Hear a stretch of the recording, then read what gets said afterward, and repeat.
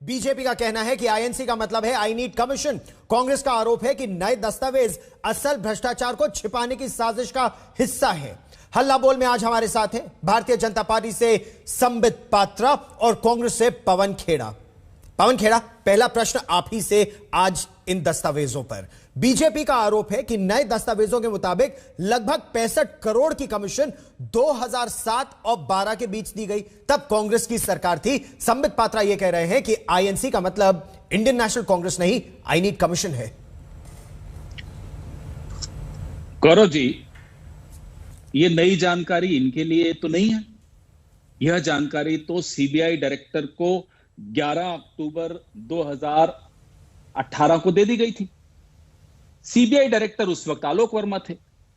उसके ठीक 12 दिन बाद 23 अक्टूबर को आलोक वर्मा को आधी रात को हटा क्यों दिया गया? क्यों नहीं मोदी जी ने आलोक वर्मा जी को कहा कि ये जो जानकारी आई है इस पे जांच की जाए? चलिए, नहीं कहा। ले आया आप नागेश्वर राव को, क्या उनको कहा कि इस पे जांच की जाए? कमीशन हमने खाई, सुषेण गुप्ता को बचा मोदी जी रहे हैं। इतना बड़ा दिल हो गया मोदी जी का। कमीशन हमने खाई, जांच से बच के भाग रहे हैं मोदी जी। इतना डर क्यों है? अरे जब सौदा ही नहीं हुआ हमारे वक्त तो हमें कमीशन कैसे मिल गई?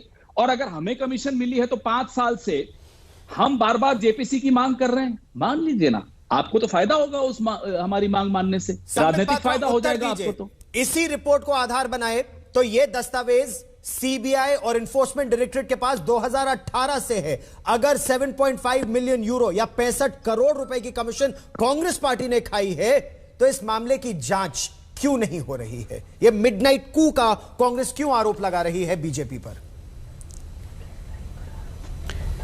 देखिए गौरव भाई, उल्टा चोर कोतवाल अर्थात उल्टा चोर चौकीदार को डांटे वाली स्थिति हो रही है।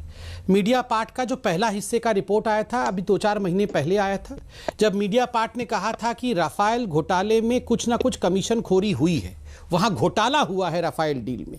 उस समय कांग्रेस पार्टी ने उसे सेलिब्रेट किया था और कहा था देखा ये तो मोदी जी ने गड़बड़ी की है। आज जब सेकेंड पार्ट आया है और उसमें स्पष्ट रूप से कहा गया है हाँ, मिनिमम 6.5 मिलियन यूरो अर्थात 65 करोड़ के आसपास और अधिकतम 11 मिलियन यूरो के आसपास कमीशन खोरी हुई है। और यह कालखंड, जो समय अवधि जिसके अंदर यह कमीशन बटा है, वो समय अवधि है 2007 से 2012 के बीच में। तो स्वाभाविक रूप से उस समय तो मोदी जी थे नहीं, उस समय तो बीजेपी की सरकार थी नहीं, उस समय यूपीए की सरकार थी, उस समय कांग्रेस की सरकार थी।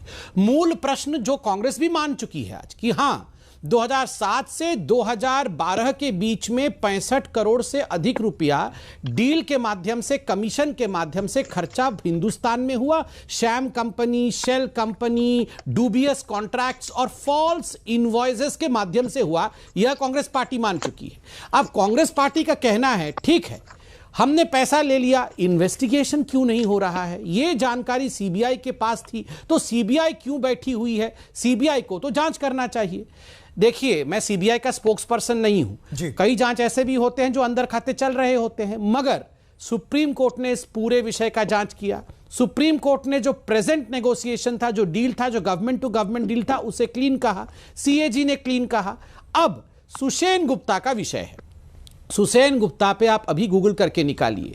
ये कोइंसिडेंस नहीं है कि यही सुषेण गुप्ता मिडिल मैन था ऑगुस्ता वेस्टलैंड केस में भी, जिसमें कांग्रेस के ऊपर आक्षेप लगे थे, और वही सुषेण गुप्ता इसमें भी मिडिल मैन है। सुषेण गुप्ता को गिरफ्तार हमने किया, हमारी सरकार ने किया। सुषेण गुप्ता के ऊपर मनी लॉन्ड्रिंग का केस, 55.83 करोड़ रुपया का मनी लॉन्ड्रिंग का केस हमारी सरकार ने लगाया। सुषेण गुप्ता को जेल हमारी सरकार ने भेजा। तो किया हुआ है ना, ईडी इन्वेस्टिगेट तो जांच चल रही है, ईडी की जांच चल रही है। पवन खेड़ा, बीजेपी ये आरोप लगा रही है कि चाहे अगुस्ता वेस्टलैंड हेलीकॉप्टर का सौदा हो या रफाल लड़ाकू विमानों का, दोनों में दलाली का आरोप कांग्रेस के कालखंड में हुआ और सुषेण गुप्ता पर इनकी जांच चल रही है। गौरव जी, अब आपने थोड़ा मुझे समय देना है। जी बिल्कुल।